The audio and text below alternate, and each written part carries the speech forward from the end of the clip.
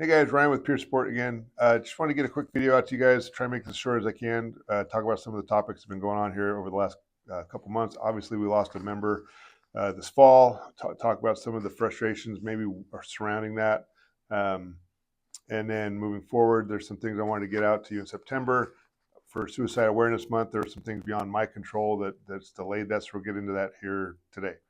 As far as the passing of one of the members here at Metro Fire, I know there's some frustrations, maybe some irritability, some anger, some guilt, maybe with some of us. And those are all appropriate feelings to have. Fact is, we may never really know the exact cause of his passing. So how to move forward with some of those emotions today? And I understand that can be difficult. So my suggestion is, which is usually my suggestion, is if you're still stuck on this stuff and having a hard time moving past it, it might be time to reach out to a clinician. If you don't know who to talk to, please text me. I'll send out several resources or recommendations for you.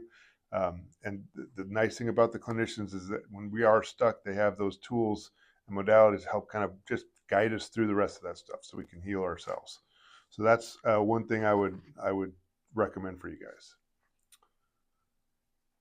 As far as if you're in a position where you notice a member is struggling, maybe a little down or depressed, or maybe you even think they're going down the suicidal ideation route, how do you deal with that stuff? And I will recognize right now that it's not easy. It can be complicated. It can be awkward, weird, uncomfortable is probably putting it mildly. So try and put those emotions aside and just start having a conversation. Get to know who you're working around, whether it's in the office or in the firehouse. It doesn't matter. So get to know them so you can recognize some of those signs that they might be struggling. If they are and you want to engage in that conversation, try and do it in private and just see where they're at. See how life is going, how things are going on their days off, how the family is, and all that kind of stuff. Some warning signs to keep in mind, especially if they're going down this maybe a suicidal ideation, or if they're getting down that far, is little comments like maybe I don't want to be here anymore. They're selling off a lot of their valuables. They're getting into more risky behavior. Those kind of things are red flags. Maybe the words they're using are a little different, a little bit more dark than normal. But having those conversations can be vitally important. If you do think they're going down that road, you do have to ask the hard question of, are you thinking about suicide or suicide on your mind? If you use a term like, are you thinking of doing something dumb or something you'll regret, sometimes that's a out for people to not answer the question of what's really maybe going on with them. If you are able to engage in those conversations, you got to be honest and open with them. Be very candid with them. You can't necessarily promise confidentiality if they do admit that they're having some suicidal ideations. You're going to probably need some help. That doesn't mean you go broadcast it throughout the district. That's not going to help. But I would say you can at least say, I need to call for somebody for some help. And if they say, no, you can't call anybody, at the very least, try calling 988. They can give you some guidance on this. It's a suicide hotline number.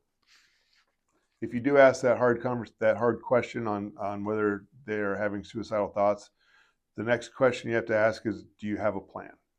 Okay. If they do, you need to stay with them. If you're not with them, try and find them and have them wait for you and get them.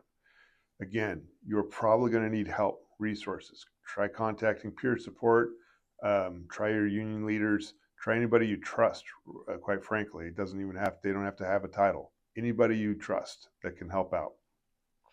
Okay, so we talked a little bit about getting to know your members, whether they're in the office or in the firehouse. Talk a little bit about those conversations, signs and symptoms, and the resources available to you. The last thing I'll say on this, at least in the fire world, is that we'll spend a lot of time suiting up, pulling guys out of buildings, cutting holes. How do we get people out of a hole?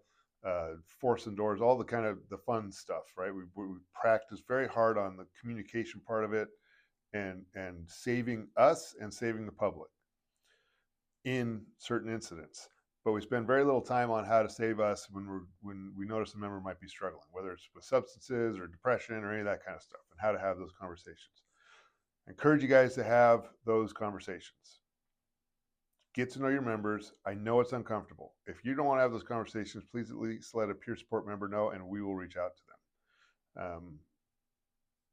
That's how we change the culture around here, is start normalizing it a little bit more in the firehouse and in the office, showing that people actually care, and not just when it's too late. Okay. That's all I've got for you guys. If you guys ever have questions, concerns, recommendations, any of that stuff, please send them my way or to your coordinator's email box, or text them. And continue to take care of yourselves and your crews and your families. All right.